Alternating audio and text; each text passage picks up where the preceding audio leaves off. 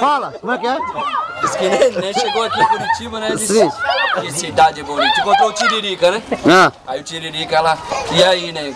Contou toda a situação pro Tiririca, né? O Tiririca contando o que nem falou pra ele, né? Ah. Aí eu disse, Tiririca disse...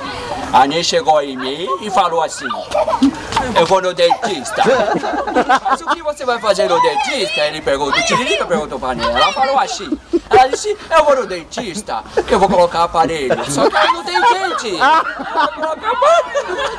É o aparelho dela embutido. Ela vai colocar aparelho na gengiva.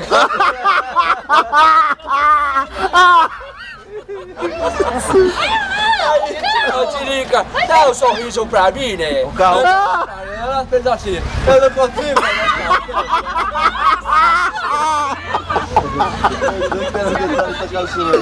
Por que tu não consegue botar o dente dela? É porque eu não tenho dente. Imagina, ela colocar o aparelho na gengiva.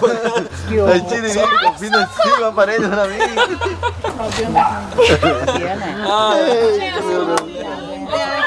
Processo de brinquedo. Tem uma foto aí? De nem tenho.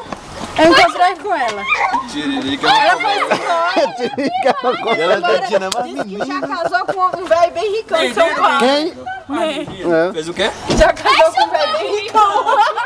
Agora só arruma um Agora ela rico. coloca aparelho mesmo, né? Você é dentadura, né? Ela tá aqui, é? Ela ainda tá Ela aqui? tava, foi-se embora pra São Paulo.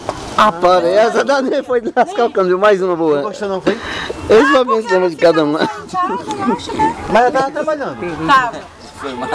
Essa dani foi boa demais. Trabalhando na casa do jogador do Atlético.